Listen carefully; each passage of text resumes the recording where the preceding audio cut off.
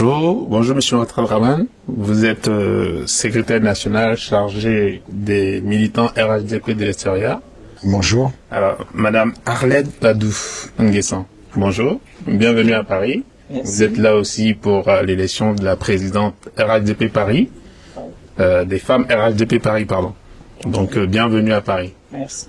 Et bonjour Monsieur Koné Mamadou. Vous êtes président national des jeunes du RHDP et vous êtes ici à Paris pour l'élection de votre camarade de la session de Paris. Bienvenue à Paris. Merci. Alors, comment se sont passées les élections que vous êtes venue superviser, Madame la Présidente?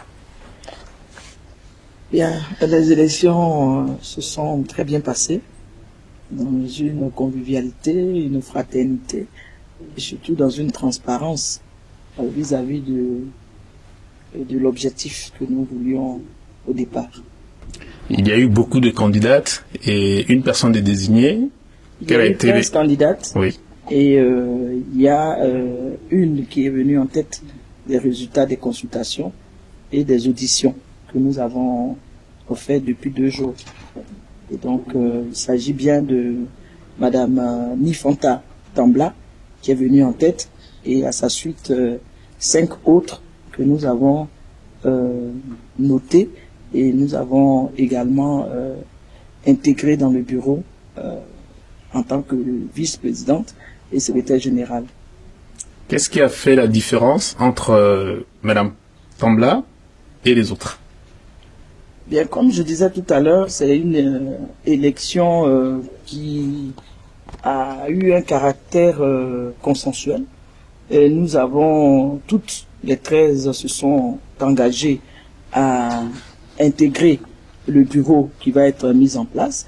Et donc, à la question de savoir si elles n'étaient pas élues, qui est-ce qu'elles voyaient conduire l'Union des femmes du RHDP au niveau de la délégation de France, elles se sont prononcées et c'est la somme de ce qu'elles ont dit, des choix qu'elles ont opérés que nous avons constaté que Madame Nifanta était en tête. D'accord.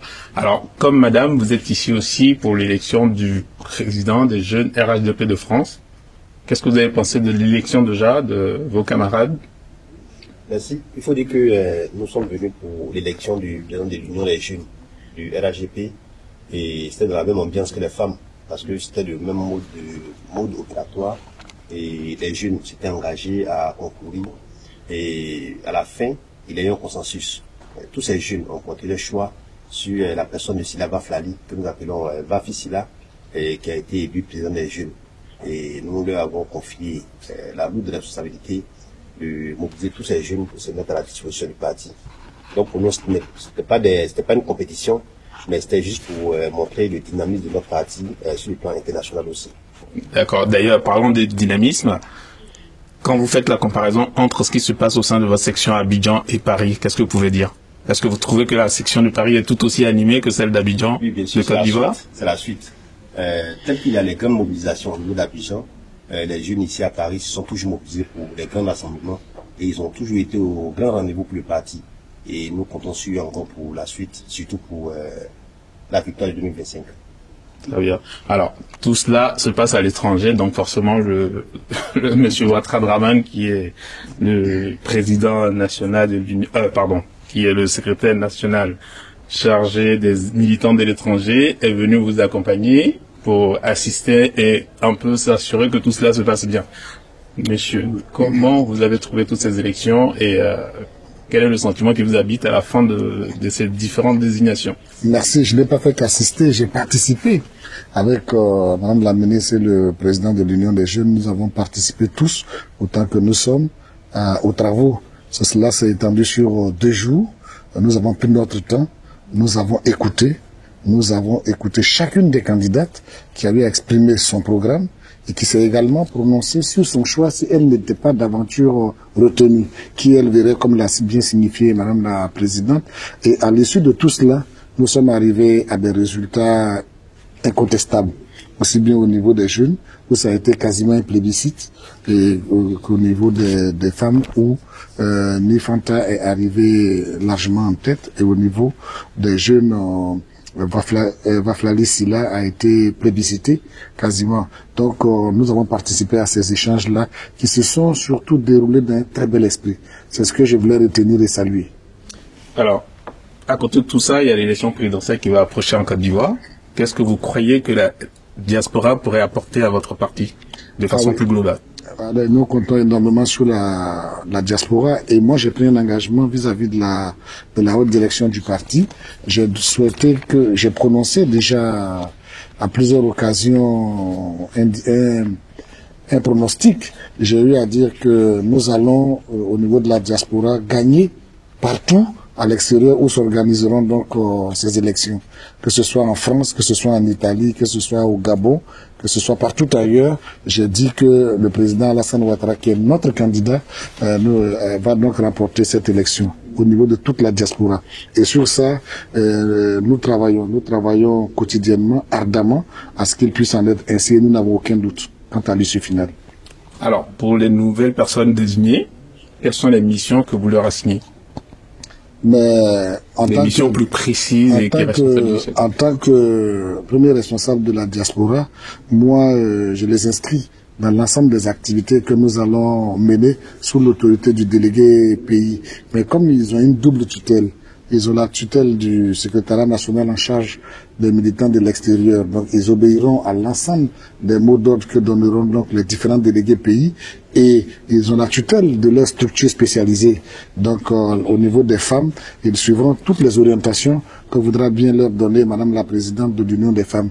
Tout comme le président de Jeunes suivra les instructions de son président, le président de l'Union des Jeunes. Ils seront disponibles pour tous les mots d'ordre que les différents responsables donneront. Très bien. Maintenant, pour votre bilan, parce que vous êtes là depuis un moment, qu'est-ce qu'on peut en dire?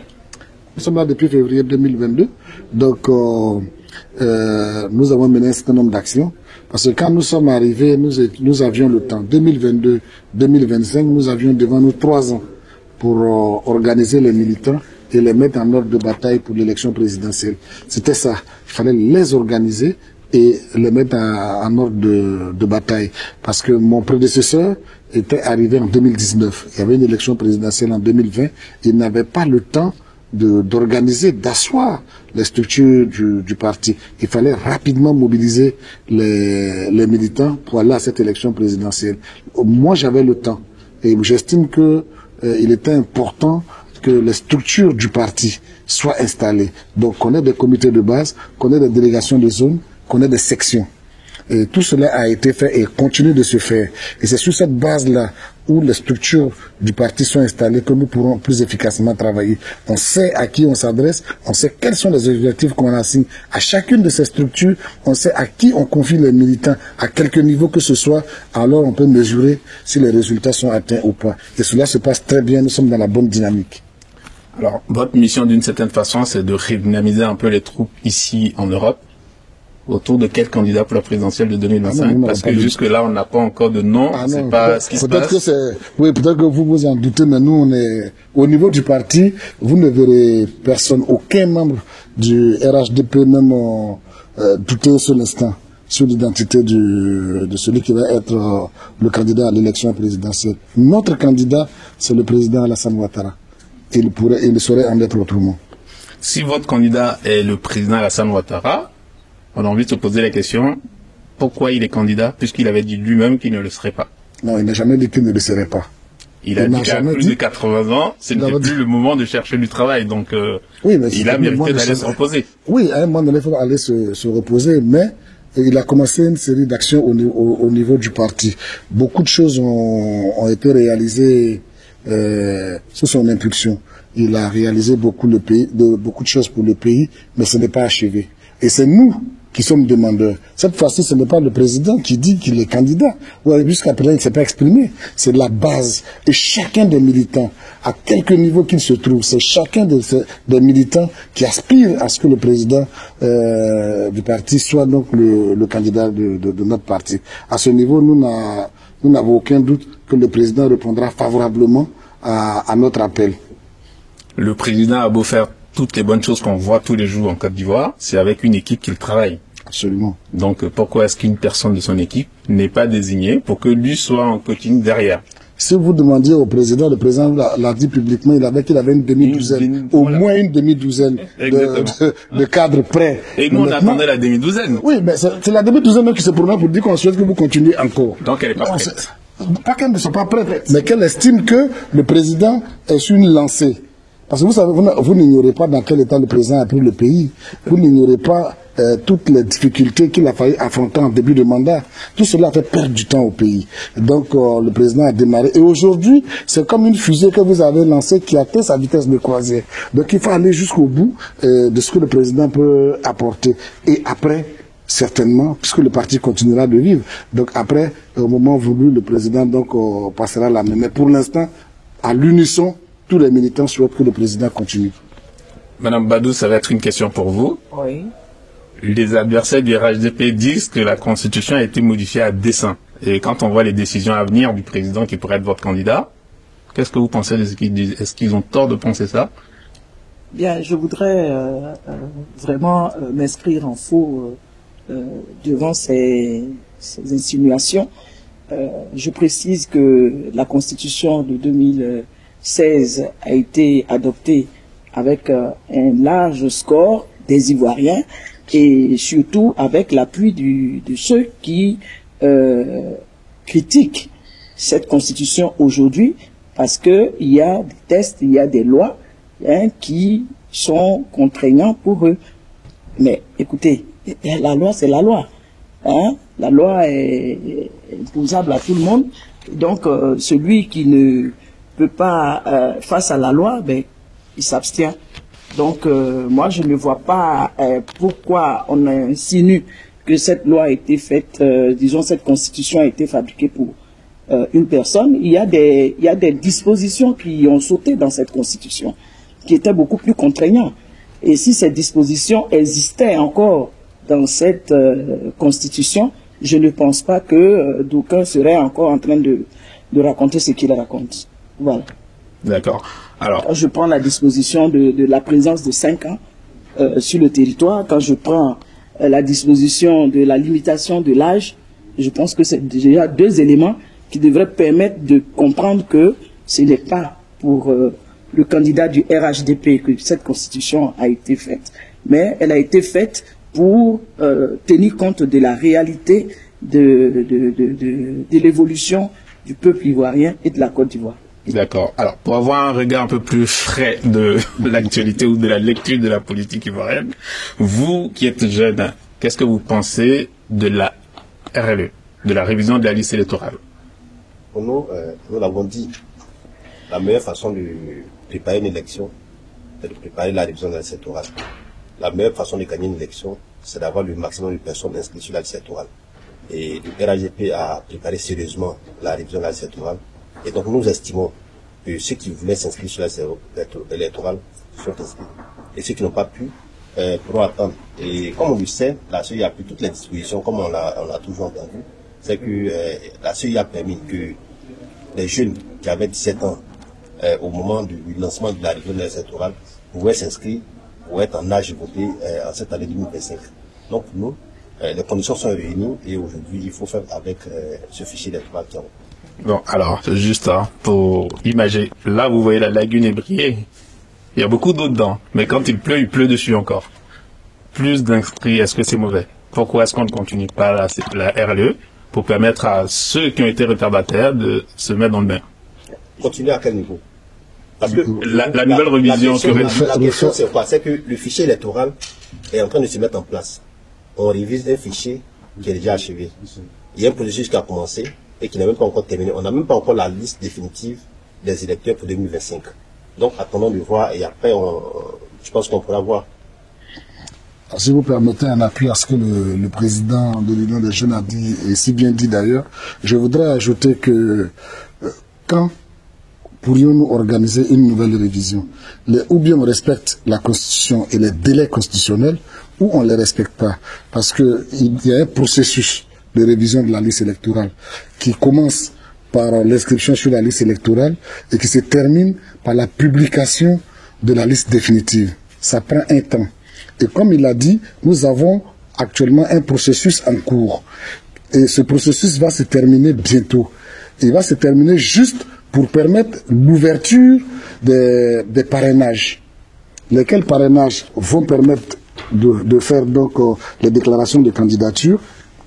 Et puis, le Conseil constitutionnel sera saisi, se prononcera sur les validités ou non de ces différentes candidatures, et ensuite on ira à la campagne électorale. À quel moment allons-nous faire une nouvelle révision de la liste électorale? L'élection présidentielle, c'est en octobre. Oui, donc il n'y a pas de délai. Il n'y a pas de délai. Oui, tous les ans. L'année n'est pas terminée. Octobre ne peut pas être terme à la fin de l'année. Donc l'année finit en décembre. L'année finit en décembre. La CEI a encore l'opportunité, si elle le souhaite, de refaire une révision ou sinon de prendre d'autres dispositions. D'accord. Mais vos adversaires aimeraient que la révision se fasse avant la présidentielle. Mais à Pourquoi quel vous moment, ne souscrivez pas à ça? À quel moment maintenant? D'un point de vue pratique, puisqu'il y a une RLE qui vient de se faire. Et puis, si nous poussons très loin, et puis ensuite je passerai la parole à la ministre Arlette Badou, si vous poussez très loin, la RLE qui vient de se passer, eux qui sont si mobilisés, combien de militants ont-ils fait inscrire? Combien de leurs militants ont-ils fait inscrire? Attendons de voir déjà ça. Qu'est-ce qui les empêchait de faire le nombre d'inscrits qu'ils souhaitaient faire? Le délai était le même pour tous. Qu'est-ce qui les en empêchait? Ils ont dit qu'ils n'avaient pas assez de temps. Ils n'avaient pas assez de temps, mais on a eu le même temps. On a eu le même temps, donc personne n'a été privilégié. D'ailleurs, le RHDP n'a pas beaucoup fait campagne pour l'inscription. Ah si, nous on a travaillé. Oui, non, on rassurez-vous. vous a pas beaucoup vu. Ah si, on était sur le terrain. Donc, on était sur le terrain, donc on n'était pas bavard. Vous voulez ajouter quelque chose? Bien, je voudrais ajouter quand même quelque chose à l'interprétation qu'on fait de la révision de la liste électorale annuellement. Je crois que le SN l'a dit, on n'est pas tenu par le mois d'octobre. Et ensuite, nous ne sommes pas tenus par une élection. C'est clair. On a demandé à la CEI de réviser la liste électorale chaque année. Donc chaque année, le moment qui plaira à la CEI de pratiquer, enfin de mettre en œuvre cette révision, c'est le délai-là que nous écoutons. Et donc, octobre, nous ne sommes pas encore en fin d'année. Et donc, il y a novembre, il y a décembre pour faire la révision de la liste électorale au titre de l'année 2025. Et nous ne pouvons pas tout ramener sur l'élection présidentielle pour dire, bon, comme il y a une élection, il faudrait que on fasse 2 fois la révision de la liste électorale, alors que nous sommes tenus par des délais constitutionnels. Eux-mêmes le savent. Ils ont demandé que, à l'occasion du parrainage, tous les partis politiques ont demandé à avoir une liste électorale définitive. Alors, à quel moment nous allons avoir cette liste électorale définitive avant octobre pour pouvoir procéder au parrainage, au processus de parrainage? À ce propos, j'ai entendu Charles Blé Goudé proposer l'idée de repousser les élections pour pouvoir refaire une réélection.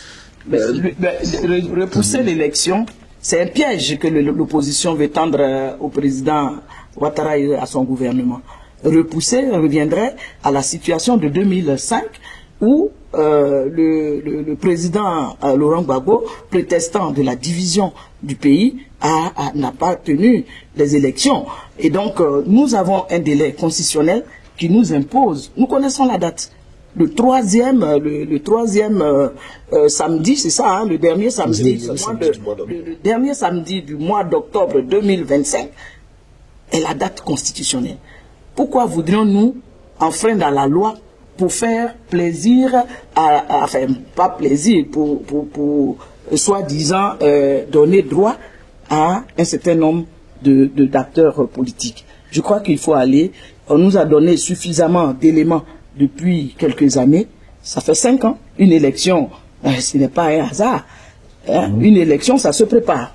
Et donc, depuis 2020, tous ces acteurs-là savaient qu'en 2025, il y avait une élection.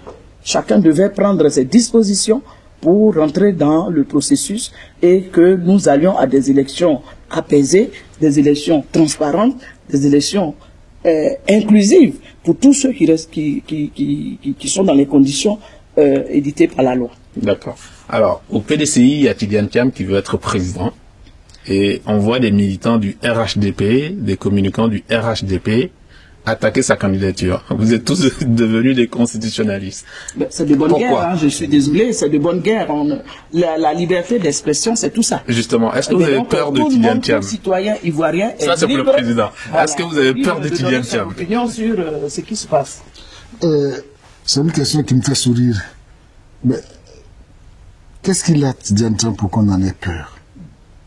Moi, je ne vois pas. Qu'est-ce qu'il en a? Nous croyons tellement en nous-mêmes que nous disons allons aux élections. Mais en même temps, nous disons allons aux élections dans la légalité. Parce que ils sont en train de clamer haut et fort qu'il faut faire des élections et il faut faire une révision de la liste électorale dans les délais constitutionnels. C'est eux qui veulent la loi. À écouter l'opposition, ils veulent une chose et son contraire. Tantôt il faut respecter la loi, non, tantôt il faut des exceptions. Ou on respecte la loi, ou on ne respecte pas la loi. Nous disons, l'élection présidentielle, c'est en octobre 2025. Tout le monde le savait, comme l'a rappelé si bien Madame la ministre. Tout le monde savait qu'il y aurait cette élection. Il appartenait à chacun de se préparer. Ce n'est pas la première révision. Il y a eu d'autres révisions de la liste électorale. Pourquoi n'ont-ils pas mobilisé leurs militants? Ils dormaient. C'est à eux de s'en prendre. Nous ne pouvons se prévaloir de sa propre turpitude. Ils n'ont qu'à s'en prendre à eux-mêmes. Maintenant, Tidjane Thiam, qu'a-t-il fait au pays pour qu'il puisse constituer pour nous un danger?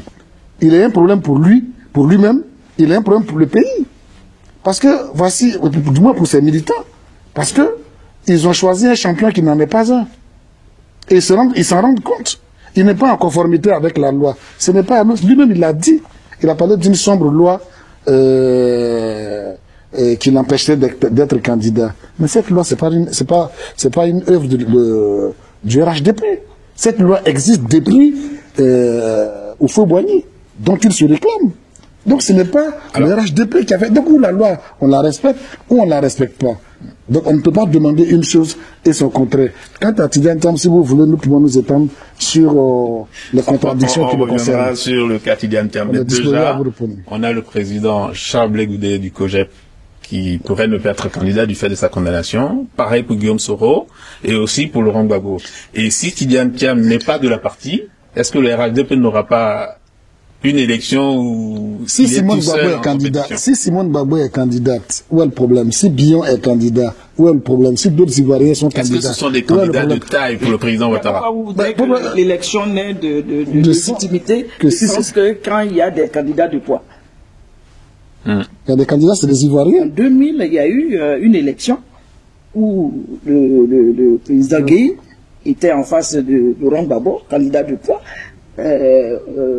Monsieur Vaudier, candidat de poids. Et puis bon, il y avait d'autres candidats de poids qui ont été éliminés. En l'occurrence, le président Bédier et le président Alassane Ouattara.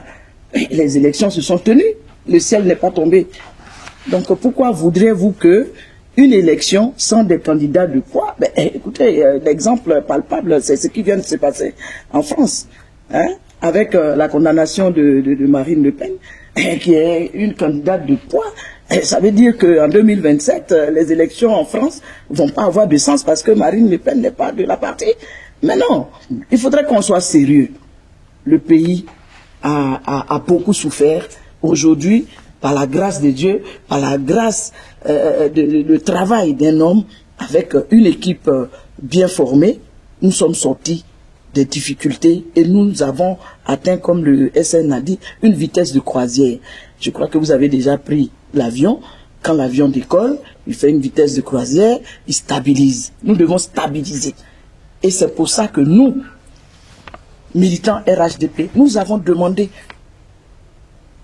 avec force au président Alassane Ouattara d'être là encore pour que nous profitions de son travail, de son expérience et surtout de sa grande vision pour cette Côte d'Ivoire qu'il veut solidaire, rassemblée et surtout prospère. Merci madame, je voudrais, avant que vous puissiez passer la parole au président Koné, je voudrais compléter le propos de madame la ministre pour dire que le président Alassane Ouattara, il n'a pas été candidat en 1995 parce que simplement la loi l'en empêchait. En 2000, il a été éliminé, comme l'a rappelé madame la ministre. L'élection s'est tenue.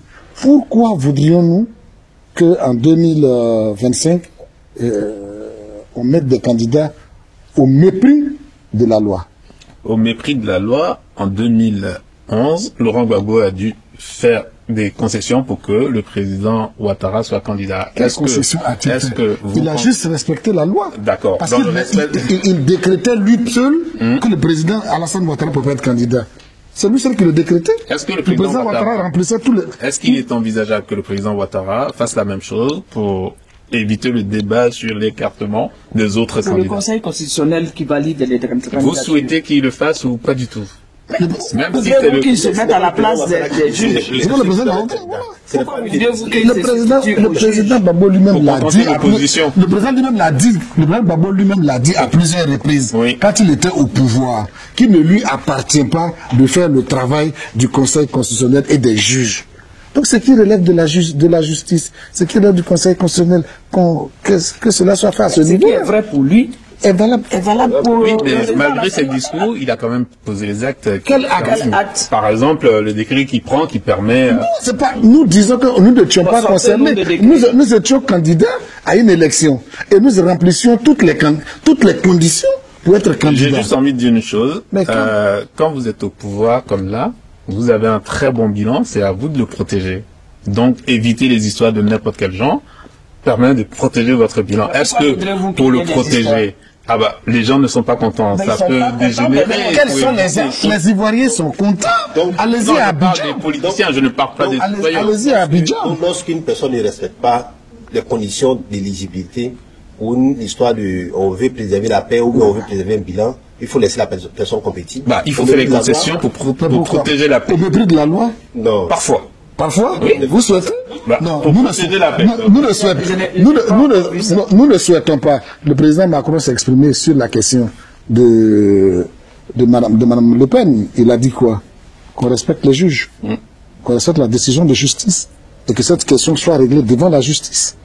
Voilà. Et c'est ce que nous disons en Côte d'Ivoire, ni plus ni moins. Pourquoi voulez-vous que ce qui vaut en France ne vaille pas en Côte d'Ivoire? C'est ça. Maintenant, quant à défendre notre bilan, quant à l'opinion, mais allez-y à Abidjan. Il y a des personnes, il y a quelque temps, avant 2010, qui n'appréciaient pas forcément le président de la République, qui aujourd'hui sont au premier rang de ses défenseurs. Parce qu'ils ont vu le travail que ce monsieur a réalisé, le formidable travail qu'il a réalisé. Ils sont convaincus par le travail et ils souhaitent. Il y a même une dame qui m'a dit si on pouvait faire l'économie de l'élection. Pour dire, alors que c'est une dame qui au départ n'était pas RHDP. Donc ça veut dire combien de fois les gens ont adhéré aux valeurs que prend le président et combien de fois ils ont apprécié le travail qui a été fait. Donc ne parlez pas des Ivoiriens en tenant compte que des Ivoiriens de l'opposition. Il y a la très grande majorité qui approuve le travail du président, qui approuve le bilan du président Ouattara et qui souhaite que nous continuions dans cette direction. Cette grande majorité, nous allons mépriser son désir, nous allons mépriser sa volonté? Non, je ne pense pas. Alors, parlons du bilan. Le bilan du président Ouattara parle pour lui-même. Vous qui êtes jeune, qu'est-ce que vous pensez que le président pourrait faire pour les années à venir? Il a commencé un si bon boulot déjà, depuis des années. Et lorsque vous prenez, pour nous qui sommes jeunes, lorsque le président Ouattara venait au pouvoir, il n'y avait que seulement que 3 universités. Et aujourd'hui, nous sommes à 9 pour la jeunesse. Lorsqu'on prend les grandes régions du pays, il y avait seulement que peut-être un seul lycée dans certaines grandes régions. Mais aujourd'hui, en plus des lycées qu'il a construits un peu partout, il y a des collèges de proximité dans tous les gros villages aujourd'hui en Côte d'Ivoire. C'est pour la jeunesse. Le nombre de salles de classe qui ne continue de s'accroître. C'est aussi beau boulot. Nous demandons au président simplement de continuer ce travail. Voilà pourquoi est-ce que toute la jeunesse du RHDP, que toute la jeunesse ivoirienne doit continuer de suivre le président Alassane Ouattara. Qu'est-ce que le RHDP propose aux jeunes pour les années à venir, par exemple? Est-ce que vous avez connaissance du programme qui va les concerner? Et on sait qu'on a déjà vu ce qui est en cours. Mais vu que tout le monde n'est peut-être pas encore touché par ça, est-ce qu'il y a des programmes spécifiques qui sont en cours pour la jeunesse? Oui, il y a plusieurs programmes. Si vous voyez un peu, lorsqu'on parle du programme triennal, ça veut dire que ce qui est fait aujourd'hui va s'étendre sur 3 ans, ainsi de suite. Il y a pas mal de programmes qui ont été élaborés et qui sont en cours aujourd'hui et nous encourageons à ce que ces programmes continuent de voir le jour et de s'intensifier pour le bonheur de la jeunesse. Voilà, il y a pas mal de chantiers qui sont ouverts pour la jeunesse. Et vous avez vu le travail qu'abat le ministère de l'emploi chargé de la jeunesse au titre de l'emploi jeune avec monsieur Touré Mamadou. Vous avez vu combien le président a décidé de mettre pratiquement 365 milliards à la disposition de la jeunesse sur plusieurs années. Donc, et le président a capté les préoccupations de la jeunesse en termes de formation, en termes de réinsertion. Et c'est à tout cela que travaille le gouvernement. C'est pourquoi nous encourageons les Ivoiriens à voter massivement le président de la République pour permettre donc de continuer, surtout la jeunesse, pour continuer donc cet excellent travail en faveur de notre jeunesse. Le président Tidjane Thiam du PDCI a durement attaqué votre bilan. Qu'est-ce que vous lui répondez? C'est le même qui a apprécié et félicité le président quand il est arrivé au pays. C'est le même. Bon, lequel de Tidjane Thiam croit? Celui qui est aujourd'hui capté par son aile due par ses repéros, ou celui qui est lucide, qui arrive au pays 23 ans après et qui est séduit par le travail du président Alassane Ouattara? Lequel croit? Si vous nous situez, c'est lequel qui parle? En ce moment, je pourrais vous répondre. Le profit de Tidjane Thiam au RDA. Quel état a-t-il géré? Il a géré des entreprises privées. C'est des entreprises privées. Ça n'a rien à voir avec la gestion d'État. D'accord. Le président Alassane Ouattara, avant d'en arriver là, il a géré des économies de plusieurs États. Au niveau du Fonds monétaire international, où il est arrivé, le seul qui a été le président adjoint du Fonds monétaire international, le directeur adjoint du Fonds monétaire international. Après lui, le poste a été supprimé. Pour vous dire combien de fois ce monsieur, avant d'être en exercice, connaissait gestion des États, connaissait les programmes structurels pour remettre à niveau les différents États en difficulté. Et il a pris un État en difficulté. La Côte d'Ivoire était par terre. Moi qui suis à la direction générale des impôts, nous n'avions même pas un seul véhicule. Il n'y avait quasiment plus d'ordinateur. Tout avait été pillé. Mais quand on a repris quelques mois après, tout cela a été remplacé. Et aujourd'hui, nous voyons des différentes administrations, comment elles fonctionnent. Lui, il a été cadre au niveau qu'il fallait. Tidjane Thiam, qu'a-t-il géré des structures privées? Ça n'a rien à voir avec la gestion d'un État. Et il n'a encore rien prouvé en Côte d'Ivoire. Tout à l'heure, quand vous parliez de ce qu'a déjà fait le président et ce qu'il va faire dans les années à venir, moi j'aimerais que vous nous en disiez un peu plus sur ce qui est prévu. Par qui? Par le président Ouattara. Par le président Ouattara. Oui, attendez, quand les candidatures seront... Quelles sont les nouveautés de votre programme de gouvernement? Vous voulez que nous le disions maintenant? Mais on a besoin de s'en nourrir. Il y aura une période de campagne. Nous allons en ce moment-là vous déployer les grandes lignes du programme du président Ouattara. J'ai entendu quelqu'un dire, un candidat qui dit j'ai un bon programme, cela ne veut pas dire qu'il a un bon programme. Un bon programme, c'est celui qu'on montre. Vous avez déjà l'exercice et on voit le résultat. Donnez-nous de la suite. Mais déjà, vous avez déjà, comme vous l'avez si bien dit, les bons résultats. Vous les avez qualifiés. Vous-même de bons résultats. Oui. Donc quelqu'un qui a déjà bien travaillé, mais il peut encore bien travailler. Il a fait ses preuves. Pourquoi vous voulez aller dans une aventure? Et le peuple ivoirien ne souhaite pas aller dans une aventure. Alors, dernièrement, on a vu des enseignants faire des grèves, enfin projeter des grèves, qui font des revendications en tout cas. Qu'est-ce que vous pensez de ce mouvement-là et de l'arrestation de l'un d'eux? Vous savez, nous sommes dans une année électorale et nous comprenons l'instrumentalisation de certaines personnes. On va attendre demain pour voir ce que cette grève va donner. S'il y a une corporation qui a bénéficié des largesses du président Ouattara, c'est le milieu des enseignants. Voilà. Alors, donc ils sont vraiment, à moins d'être complètement instrumentalisés, ils sont mal placés pour faire ce type de revendication et puis en arriver à des arrêts de travail. Dans tous les cas, il y a un gouvernement en place. Madame la ministre d'État, ministre de la fonction publique, est à pied d'œuvre. Elle a dit clairement que la position du gouvernement, celui qui ne vient pas travailler, il assume. Il assumera. Donc le gouvernement fera son travail. La Côte d'Ivoire, il y a combien d'enseignants qui ont été recrutés? Quelle a été la revalorisation des salaires des enseignants depuis que le président Ouattara est au pouvoir? Tout cela a été fait au profit des enseignants, sans oublier qu'on a amélioré leurs conditions de travail. Alors que veulent-ils? Mais parce que nous sommes dans une année électorale, on se dit bon, on peut gêner, bien on a la solde d'une formation politique ici et là, on s'agite. Donc c'est des gens qui s'agitent, ils auront les résultats auxquels ils auront droit. Donc, question pour madame, c'est sur le foncier. Oui. L'état du foncier en Côte d'Ivoire et les problèmes qui vont avec. Quelle est votre appréciation? L'état du foncier, les problèmes fonciers, ça date pas de cette année 2025. C'est depuis toujours sous le président Henri Konan Bédié, et nous avons eu des problèmes fonciers avec la loi du 98. Sous le président Gbagbo, c'était les mêmes problèmes avec les crises dans certaines parties de la Côte d'Ivoire. Donc c'est un problème qui doit être réglé de manière sereine et surtout avec diplomatie. Parce qu'il s'agit des terres qui appartiennent non seulement à l'État de Côte d'Ivoire, mais appartiennent aussi aux propriétaires terriens, au peuple de Côte d'Ivoire. Donc c'est des questions qu'il faut traiter avec sérénité et non pas dans le bruit, avec tout ce qu'il y a comme menace pour fragiliser la paix retrouvée en Côte d'Ivoire. Voilà.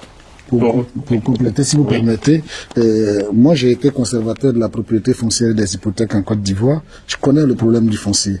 Et la question de la fraude, elle n'est pas propre à un régime. La question de la fraude a traversé toutes les gouvernances. Donc c'est pas un problème nouveau. C'est pas un problème nouveau. En Côte d'Ivoire, il y a deux types de situations.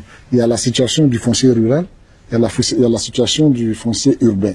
Il y a des problèmes au niveau du foncier rural, pour lequel il y a eu des dispositions légales qui n'ont souvent pas été respectées, mais bien appliquées. Aujourd'hui, le président qui est allé le plus loin possible en matière de législation, en matière foncière, c'est le président Alassane Ouattara. Et nous devrions, donc, en principe, si les textes sont respectés rigoureusement, ne plus avoir de problème. Mais nous sommes des humains. Il arrive ici et là des falsifications, c'est œuvres humaines. Il arrive ici et là des fraudes, c'est des œuvres humaines. Mais tout cela doit respecter la loi. Si on se rend compte que quelqu'un, comme dans le cadre de l'actualité qui a cours en Côte d'Ivoire, c'est illégalement accaparer les biens d'autres personnes, les voies légales sont là et le président n'interfère pas, la justice prend des décisions. Je ne peux pas vous dire combien de décisions l'ancienne chambre administrative de la Cour suprême et aujourd'hui le Conseil d'État prennent pour dire voilà celui qui est le véritable propriétaire, voilà celui qui a fait du faux. Moi qui ai été constaté, comme je vous l'ai dit, mais chaque fois nous recevons des décisions de justice dans ce sens. C'est pas un problème nouveau. D'accord. Alors, pour vous, monsieur Koné, un jeune homme du nom de Bob, c'est bien ça, Bob, au RHDP de France, a tenu des propos qui ne sont pas du tout passés au sein de l'opinion. Il n'est pas aussi jeune que ça. D'accord. Mais quel est votre sentiment sur ces propos? Quelle est votre appréciation du moins de ces propos? Et quelles sont les dispositions que vous prenez pour éviter ce type de dérive s'il s'en est? Bon, moi je vais parler dans la généralité. Okay. Voilà, quel que soit le bord politique, nous condamnons les propos qui sont toujours qualifiés de propos graves. Et maintenant, dans les dispositions au niveau du parti, nous avons le secrétaire national en charge des militants de l'extérieur qui est là.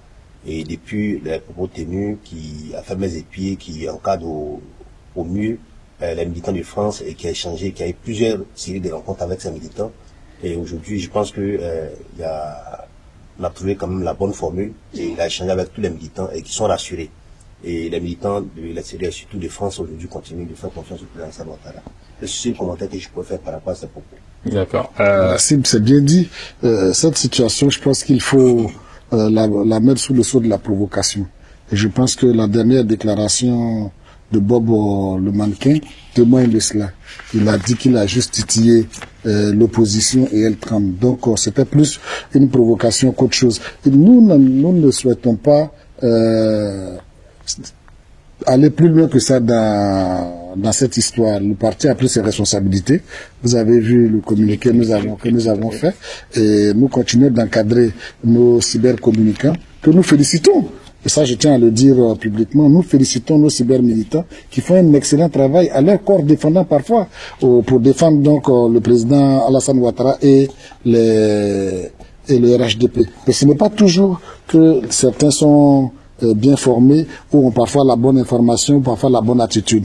Mais chaque fois qu'il en est besoin, nous intervenons pour encadrer tout cela, et le RHDP ne pourra jamais être pris à défaut en ce qui concerne donc la rigueur dans les propos et le respect du droit à la différence. Nous respectons les uns des autres, mais nous ne tiendrons jamais et nous ne permettrons jamais que nos militants tiennent des propos attentatoires à la vie privée ou à la vie des uns et des autres. Concernant d'ailleurs les cyber-militants du RHDP, quel est l'accompagnement qui est prévu pour l'ensemble? C'est interne au parti. Tout à l'heure, dans le cadre des échanges que nous avons eu tout à l'heure avec nos militants, nous avons signifié une série d'actions que nous comptons mener très bientôt. Ce n'est pas décidé maintenant à l'occasion donc de cet incident. C'est une activité qui est prévue depuis plusieurs mois, sur laquelle nous avons travaillé. Les thèmes de référence ont été élaborés. Tout est prêt. Il y aura un accompagnement, une formation de nos cyber-militants ici en France. Il y aura tous les cybercommunicants du parti seront rassemblés en France pour une formation et puis également pour un renforcement des capacités et des moyens. Donc tout cela est prévu, tout cela va se faire à temps et nous leur donnerons également les codes de langage en vue justement de défendre au mieux nos positions dans la perspective de l'élection présidentielle de 2025. Madame Badou Nguessan, quel accompagnement vous prévoyez de votre nouvelle camarade qui vient de se faire élire à Paris? Quel type d'accompagnement? Pour bien lui permettre de réussir sa mission. Comment vous allez l'accompagner, vous qui avez une responsabilité plus large? SN vient de dire, c'est interne au parti, et donc c'est interne à la structure. Voilà. Nous avons mis les femmes en ordre de bataille par l'investiture, d'abord l'élection et l'investiture de la présidente avec son bureau. Nous avons donné le mot d'ordre, nous les avons mises en mission. Donc, pour ce qui concerne l'accompagnement, ça c'est interne à nous. D'accord. Alors pour revenir à vous, Monsieur Ouattara Abdourahmane, la mairie du Plateau échappe au RHDP depuis quelques années. Qu'est-ce que vous prévoyez pour changer les choses actuellement? Les prochaines élections. Toute mon attention, toute mon énergie sont consacrées à l'élection présidentielle. Toute mon attention, toute mon énergie. Je ne me couche pas un seul jour pour penser à la mairie du Plateau. Tant que nous n'avons pas fini d'installer le président Alassane Ouattara. Voilà ma préoccupation.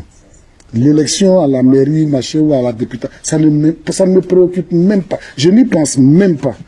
Vraiment, je n'y pense même pas. Si vous êtes choisi par votre parti, vous irez quand même si vous n'y pensez pas. Si nous finissons l'élection présidentielle, que le président Alassane Ouattara est encore installé au palais, en ce moment-là, nous envisagerons toutes les autres possibilités. Mais pour l'heure, vraiment, toute mon attention, toute mon énergie sont consacrées à l'élection présidentielle à venir. J'entends bien, mais est-ce que vous avez déjà tiré les conséquences, des leçons, vous tenez à me faire parler forcément du Plateau, mais je n'en dirai rien parce que ce n'est pas aujourd'hui ma préoccupation. Franchement, ce n'est pas à l'ordre du jour. J'y penserai peut-être un jour quand j'aurai fini le travail qui est devant moi. On arrive à la fin. Quel est votre mot pour la jeunesse du RHDP Paris? Europe à la même occasion. Oui, en plus de la jeunesse RHDP de France, nous avons dit un peu partout où nous sommes passés, c'est que chaque jeune de notre parti doit se constituer en directeur de campagne du président Alassane Ouattara. Pour nous, nous ne sommes plus à l'étape de qui est notre candidat. Nous avons déjà commencé à parler de notre candidat parce que nous le savons tous. Nous avons commencé à parler de ses réalisations et nous avons mis tous nos jeunes en mission pour sa réélection dès le premier tour. Et c'est ce message que nous passons partout. Et c'est la mission que nous avons confiée à la nouvelle équipe que nous venons de mettre en place. Et c'est un peu pareil partout. Nous avons demandé à ce que nos jeunes soient au premier plan afin d'assurer la victoire au RHDP et à son candidat Alassane Ouattara dès le premier tour en 2025. Madame la Présidente, est-ce que vous avez un mot pour les jeunes femmes, les femmes de France, du RHDP? C'est la même chose. Pour finir. Vous savez que nous sommes des structures spécialisées, nous sommes la matière qui doit pouvoir mobiliser, encadrer et ce pan du parti qu'on nous confie. Il s'agit des femmes. Nous avons déjà procédé à l'installation de plusieurs bureaux au niveau national. Aujourd'hui, nous sommes venus pour le bureau France. Les autres suivront. Nous sommes en train de nous organiser tout en lançant le mot d'ordre parce que, comme le président de la jeunesse l'a dit, pour nous, nous n'avons plus de doute, nous n'avons pas de doute. Notre candidat, c'est le président Alassane Ouattara. Nous l'avons, d'ailleurs, les femmes ont été les premières à l'annoncer et donc nous avons pris toutes les dispositions pour mettre les femmes en ordre de bataille parce que les femmes au RHDP ont toujours été le fer de lance des victoires du parti. Et donc, encore une fois, nous sommes venus leur donner ce même message, de se mettre en ordre de bataille au devant de cette élection pour qu'au soir du 25 octobre 2025, le président Alassane Ouattara soit élu au premier tour, non seulement au premier tour, mais avec un large score qui ferait le coup de marteau. Monsieur Ouattara Draman, Oui. votre mot de la fin Donc, et votre mon mot conseil à la diaspora le mot de ivoirienne fait, de au-delà France. même de la diaspora, adressé à l'ensemble des Ivoiriens, pour leur dire de ne pas avoir peur, Bien sûr. de leur dire d'être serein. Il n'y aura rien. Il n'y aura rien parce que la majorité des Ivoiriens font confiance au président Alassane Ouattara. Il n'y aura rien parce qu'il y a un homme d'État à la tête de notre pays. Leur sécurité sera assurée. Ces élections se tiendront convenablement et dans la paix. Donc on arrête de nous faire peur. Il n'y aura absolument rien en Côte d'Ivoire. C'est pas la première élection. Elle ne sera pas la dernière. Elle se tiendra avec les Ivoiriens qui ont soif de continuer à vivre en paix et en harmonie. C'est ce que nous pouvons dire. Quant à la diaspora, je lui fais confiance. J'ai pris moi un engagement au niveau de la haute direction du parti pour dire que nous allons gagner dans tous les pays où on vote au titre de la présidentielle à venir. Cet engagement-là, je le tiendrai. Et pour cela, je demande à tous mes délégués pays d'être mobilisés, de travailler avec les jeunes, avec les structures de jeunes, avec les structures des femmes, pour mobiliser. Déjà, nous avons réussi un bel enrôlement au niveau de la diaspora. Les statistiques qui nous sont revenues nous confortent dans notre position. Et nous sommes sereins, nous sommes sûrs que ce défi de faire en sorte que le président soit largement élu par la diaspora sera tenu au soir du 25 octobre 2025. Bon, c'est sur ce mot que nous allons terminer. En tout cas, merci pour cette grande interview que vous nous accordez. Et puis, bon retour à Abidjan pour quand vous retournez, madame, messieurs. Et à très bientôt sur afrique7.fr. Merci beaucoup.